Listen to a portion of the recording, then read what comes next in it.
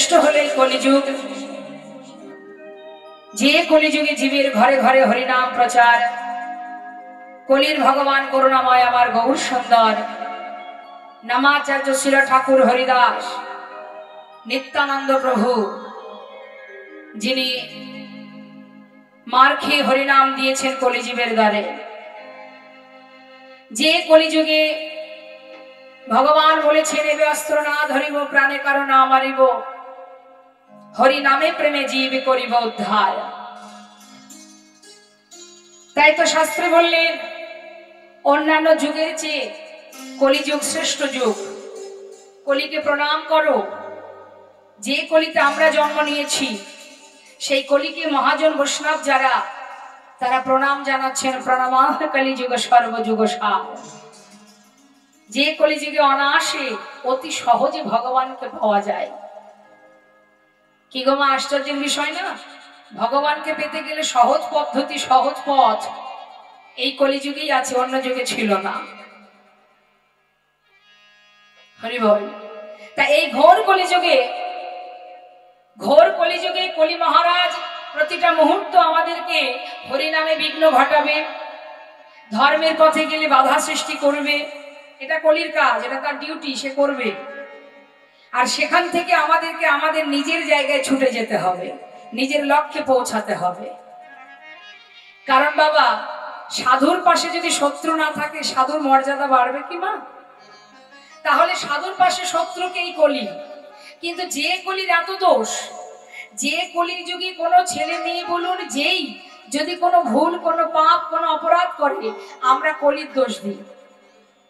কলিযুগ এটা সেই জন্য এমন অবস্থা, কলির ছেলে বলে এমন অবস্থা, কথায় কথায় কলির দোষ। যে ব্যক্তির বেশি দোষ থাকে মা, তার দেখবেন একটা মহৎ গুণও থাকে। তা কলির এত দোষ তো বাবা, যার কারণে এর একটা মহৎ গুণ আছে। সেই গুণটা কি? অনায়াসে অতি সহজে এই কলির ভগবানকে লাভ করা। নিতাই গৌর হরি বল। শুধুমাত্র মহামন্ত্র জপ করো, চলতে পথে হাতে করো কর্ম, কিন্তু মুখে হরি নাম করো। না আছে সাধন ভজনে যাগ যজ্ঞ পূজা অর্চনা, কৃত্তি যজ্ঞায় বিষ্ণু ত্রেতায় যজ্জত মোক্ষ দাপরে পরিচর্যং কল তদ্ধেরি সংকীর্তন। আমাদের প্রতিটা মুহূর্ত কীর্তন বলুন, ভাগবত বলুন, যেখানে আস্বাদন করি, সকল বড় বড় মহাজনেদের মুখের একটাই কথা, হরিনাম করো। নাম ছাড়া কলিজীবের নাহি আর ধর্ম, সর্বধর্ম সার নামে শাস্ত্র মর্ম। তুমি যে পথেই যাও না কেন, যে পথ অবলম্বন করো না কেন, যাকে আশ্রয় করো না কেন, নাম ছাড়া তোমার মুক্তির আর কোনো রাস্তা নেই। হরিনামকে সার করো। আর হরিনাম করার জন্য স্থান কাল পাত্রের দরকার হয় না। তুমি যেখানে থাকবে, যেমন থাকবে, অপবিত্র পবিত্র বা সর্ববস্থাঙ্গত পিল যৎ সারি পুণ্ডরীকাক্ষ সবার জপ অন্তর সূচি। যখনই তাকে তুমি স্মরণ করবে, তোমার ভিতর বাহির পবিত্র হয়ে উঠবে। সে তুমি যেখানে থাকো সেই স্থান পবিত্র হবে। তুমি যদি তোমার অঙ্গের বসনটা যদি অপবিত্র থাকে, সেটা পবিত্র হয়ে যাবে যখনই তুমি ভগবানকে স্মরণ করবে, নামকে আশ্রয় করবে। তাহলে কত সহজ উপায় দিয়েছেন কলিযুগে কলিহত জীবের জন্য। কলিজীবের যত দোষী থাকুক না কেন, জীব যত পাপই করুক না কেন, হাজারো পাপের পরেও যদি সে নিজের ভুল নিজে বুঝতে পেরে একবার ভগবানের চরণে আত্মসমর্পণ করে মাত্র 2 ফোঁটা বাড়ি বরিশন করতে পারে, আর কিছু করতে হবে না। ধন ঐশ্বর্য দিয়ে কলিযুগের ভগবানকে পাওয়া যায় না, অর্থ দিয়ে পাওয়া যায় না, পাণ্ডিত্য দিয়ে ভগবানকে পাওয়া যায় না। শাস্ত্রে বললেন, চারিবেদ সরদর্শন করিয়া যে জন, সে যদি গৌরাঙ্গ নাহি ভজে, বৃথা তার অধ্যয়ন, লোচন বিহীন জন দর্পণে অন্ধে কিবা কাজে। কি হবে দর্পণে অন্ধ ব্যক্তির কাছে? একটা অন্ধ ব্যক্তির কাছে আয়না ধরলে সেই আয়নার কোনো মূল্য হয় না মা, ঠিক তো? তাহলে তোমার মধ্যে যদি পাণ্ডিত্য থাকে, তোমার মধ্যে যদি অনেক জ্ঞান থাকে, শাস্ত্রজ্ঞ হও তুমি, তোমার ভিতরে এই শাস্ত্রের পিছনে পিছনে যদি তোমার ভিতরে অহংকার থেকে যায়, আমি সব জানি, আছে না বর্তমানে দেখবেন কলিযুগ কলিহত জীব যারা, আমরাই তো কলির জীব। কিছু কিছু মানুষ আছে দেখবেন, তারা একটু ভগবানকে সেবা দিলে নিজেকে পণ্ডিত মনে করে, ভক্ত মনে করে।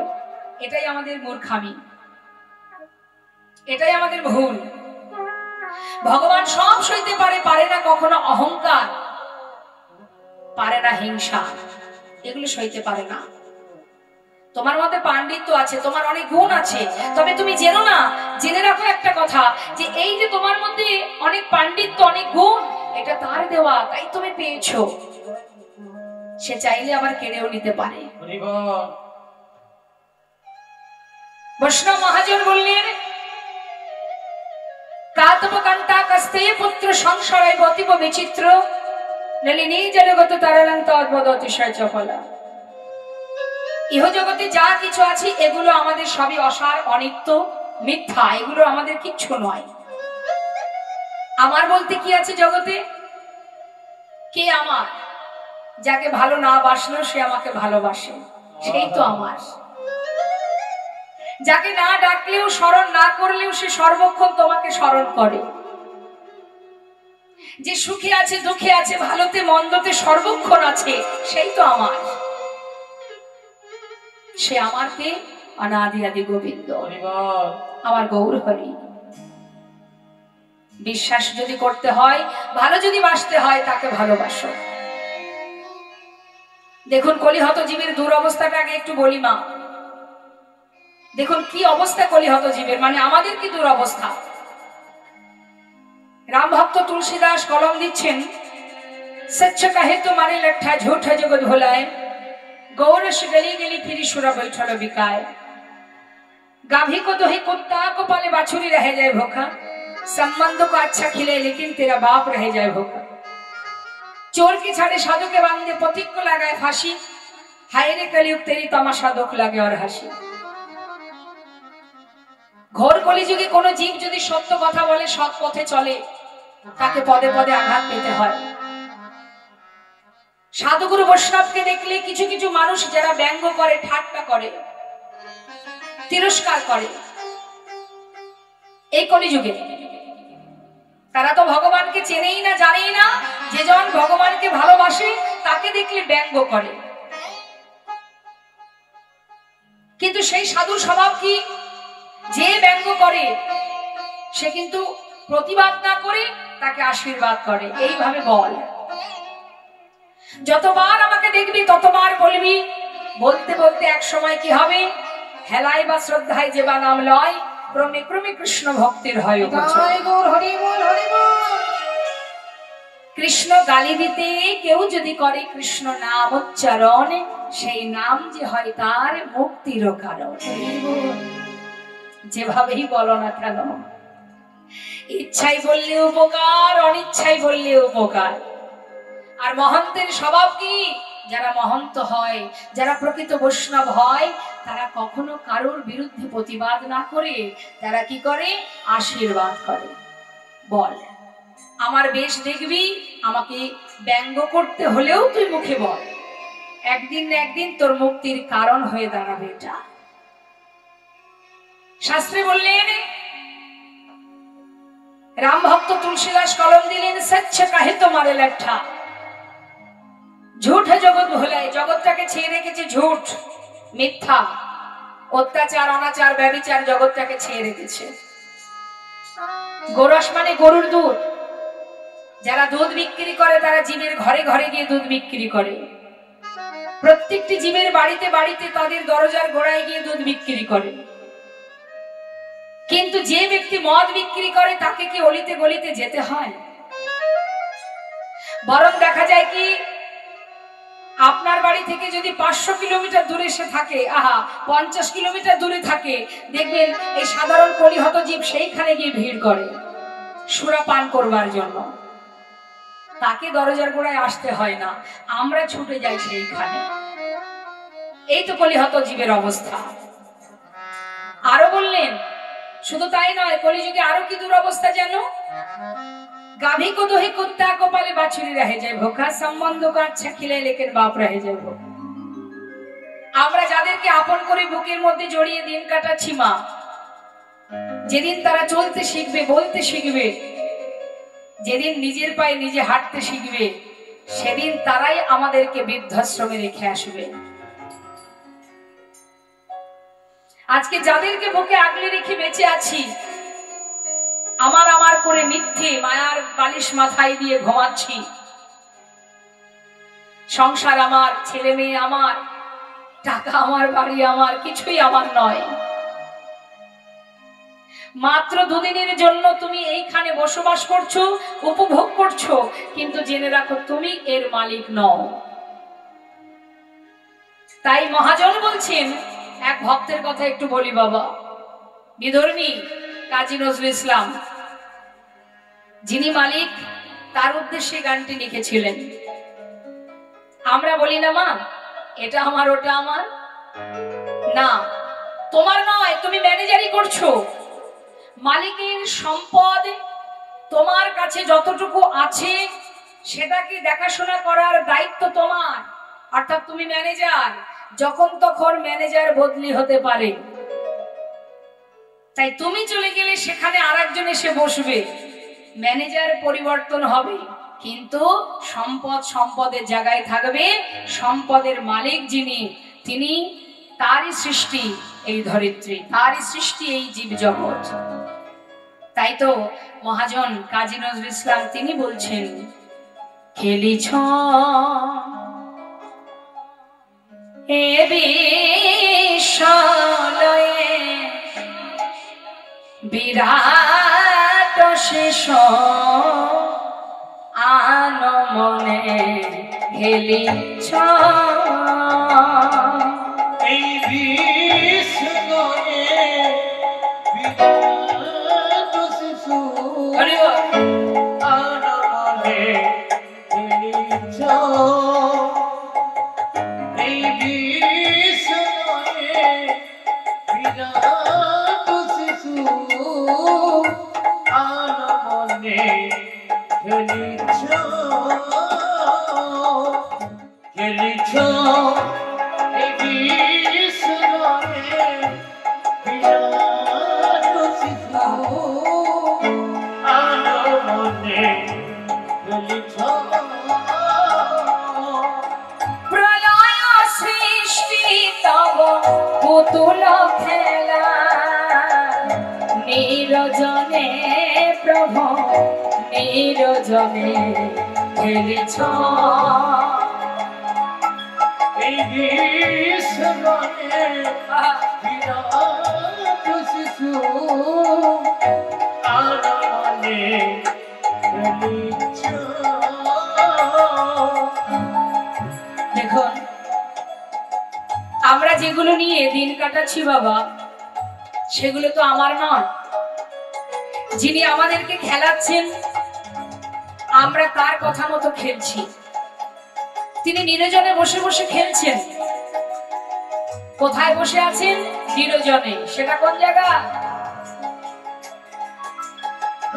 শূন্যে মহা আকাশে তুমি মগ্ন লীলা বিলাসে।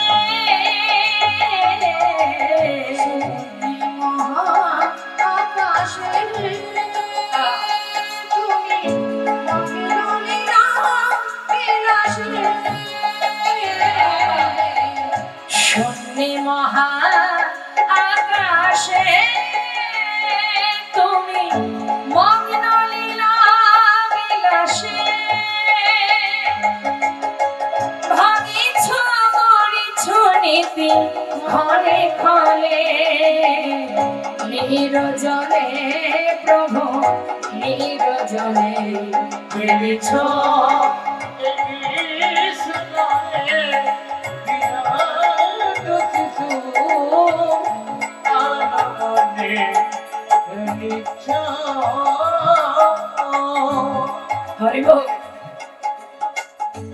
আমরাও খেলা করি আর ভগবানও খেলছেন।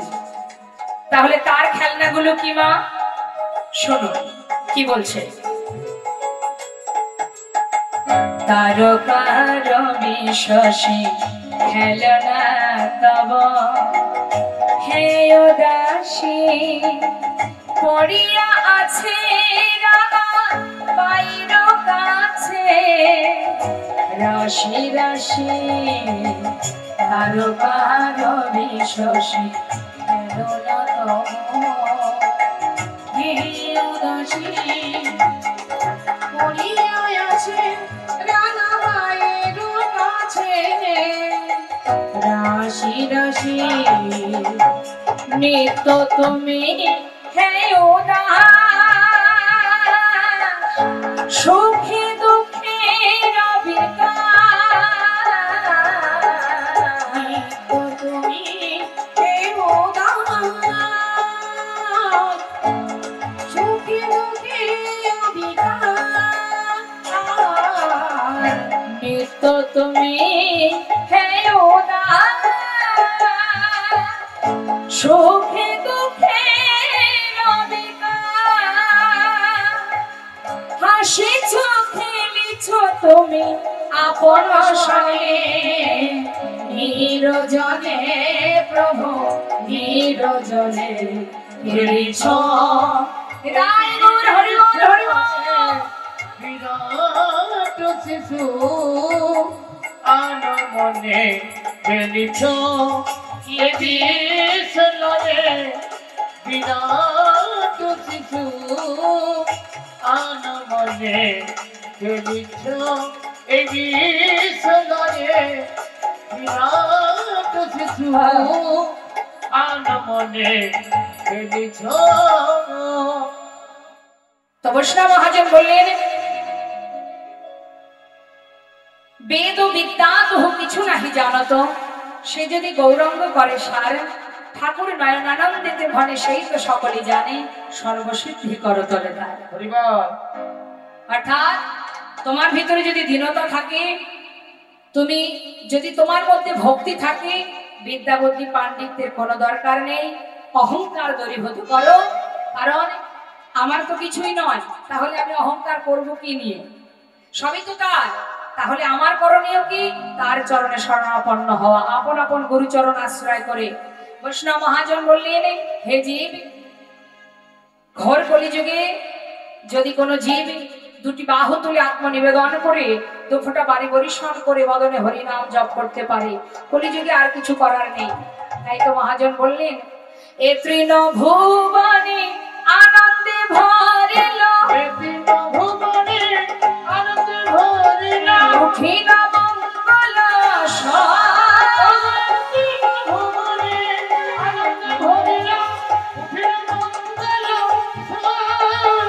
কহে প্রেমানন্দে এমন গৌরব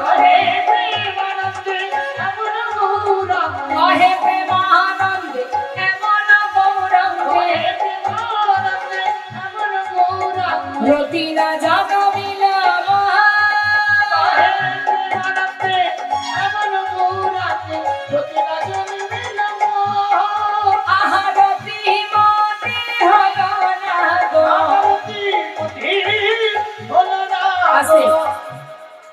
এখানে একটু কথা আছে বাবা যে মহাজন পদাবলী লিখেছেন তিনি বলছেন রতিমতি হলো না গো বলুন দেখি এই তো ভক্তির সঙ্গে আমাদের পার্থক্য ভগবানের লীলা নিজে লিখছেন পদাবলী লিখছেন ভগবানের লীলা দর্শন করে তিনি বলছেন রতিমতি হলো না যারা ভগবানকে ভালোবাসে তারা বলবে কি যে ভগবানকে ভালোবাসা হলো না যে ভগবানকে দিনে 5 বার ভোগ দেয় সে কি বলবে যে ভগবানকে সেবা দেওয়া হলো না বলবে না তাই না কিন্তু বৈষ্ণবের লক্ষণ দেখুন কেমন ভগবানের লীলা সাধন করে পদাবলী লিখছেন তথাপিও তিনি কি বলছেন আমার রতিমতি হলো না কত পাপী তাপী চলে গেল আমি অধম রইলাম পড়ে এটা হচ্ছে দীনতা বাবা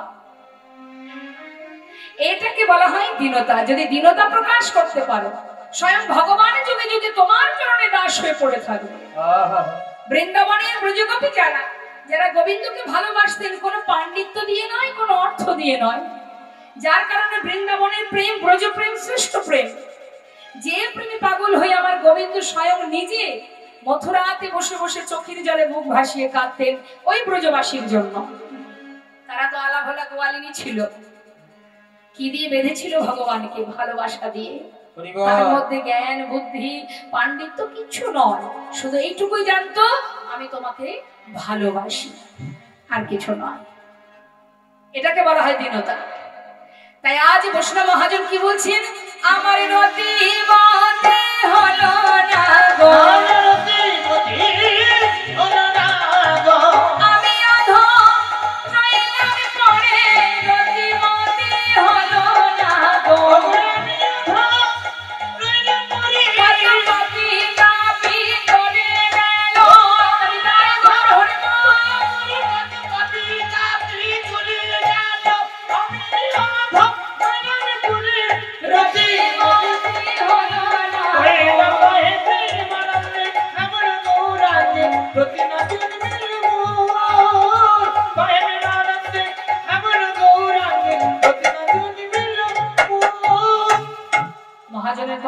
বলে আমরা গৌর কথাকে বিশ্রাম রেখে এবার লীলা কথায় চলে যাব। আসুন আমরা সবাই মিলে দুটি বাহু তুলে শ্রীধাম নবদ্বীপ চন্দ্র আমার গৌর হরির একটু গুণ মহিমা আস্বাদন করি। একটা সুন্দর গৌর ভজন আমরা গাইব, সবাই মিলে আনন্দ করব, তারপরে লীলা আস্বাদনে আমরা প্রবেশ করব। একবার দুটি বাহু তুলে সবাই মিলে নিতাই গৌর হরি বল। সুরধনির কিনারায় আচ্ছা সোনার নূপুর দিয়া পায়। এক নাগরিক আর এক নাগরিককে বলছে, জানিস নাগরিক, আমি দেখে এলাম সুরধনী গঙ্গার ধারে। কি দেখলাম? সুরধনির কিনারায় সোনার নূপুর দিয়া পায়। কে নাচে? সুরধনির কিনারায় সোনার নূপুর দিয়া পায়। নাচে নাগরি গো সুন্দর গৌরঙ্গরা। ওই সুরধনির কিনারায় সোনার নূপুর দিয়া পায়। নাচে নাগরি গো সুন্দর গৌরঙ্গরায়। ওই সুরধনির কিনারায় সোনার নূপুর দিয়া পায়। নাচে নাগরি গো সুন্দর গৌরঙ্গরায়। আহা সুন্দর, আহা সুন্দর, ওই দেখো সুন্দর গৌরঙ্গরা। নাগরি গো সুন্দর গৌরঙ্গরা। ওই না সুরধনির কিনারায় সোনার নূপুর দিয়া পায়। নাচে নাগরি গো সুন্দর গৌরঙ্গরায়। গৌর হরি কি জয়, নবদ্বীপ ধাম কি জয়।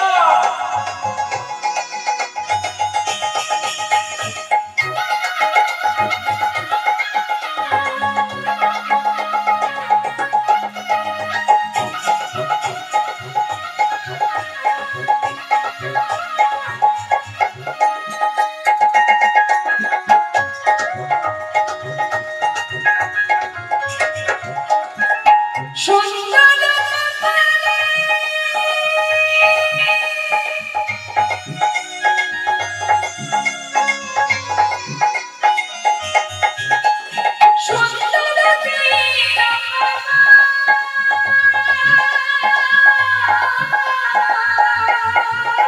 ওই সুন্দর কপালে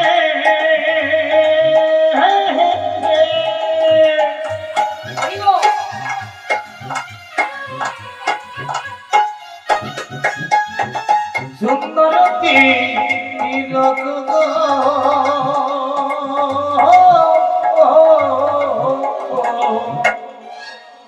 তাহলে জগতে সুন্দরকে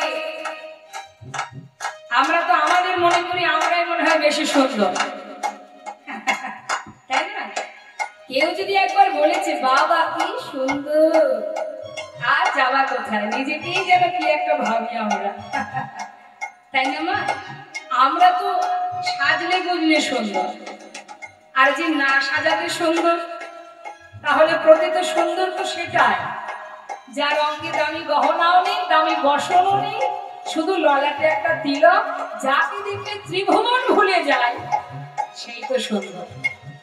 দেখবেন যারা শত্রু, যারা ভগবানকে ভালোবাসে না, নাস্তিক, তারা অহরহ ভগবানকে ব্যঙ্গ করে, হ্যাঁ, ভগবানকে কটু কথা শোনায়, জানবেন তারাও কিন্তু ভগবানের প্রতি আকৃষ্ট। সেই জন্য অভিমানে ক্ষোভে তারা এইভাবে বলতে থাকে, তারাও ভালোবাসে হরি বল। তাকে যে দেখলে সেই ভুলবে, কত পাষণ্ড ভুলে গেল, আমি তুমি ভুলবো না, তাই হয়। কি বলছে? বলছে সুন্দর কপালে সুন্দর তিলক, আর কি আছে?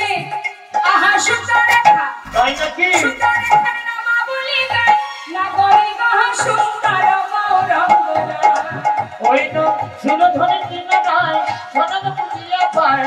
নাচে নাগরি গো সুন্দর গৌরঙ্গরা।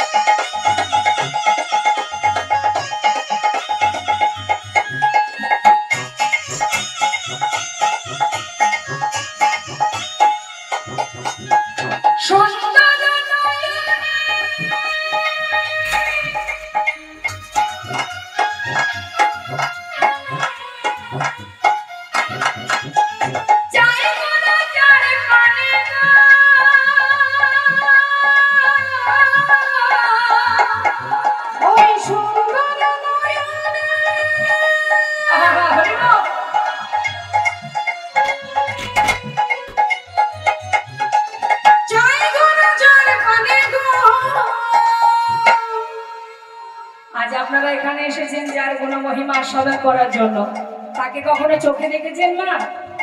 এখনো দেখা হয়নি, তাই না? তাহলে যাকে চোখে না দেখে তার কথা শোনার জন্য আপনারা এখানে পাগলের ন্যায় ছুটে এসেছেন, যদি তাকে সাক্ষাৎ দেখতে পান তাহলে কি হবে? হরি বল। তাই বলছে আমরা তাকে দেখে পাগল হই, আর সে যদি কারোর দিকে তাকায় তার অবস্থা কি হবে?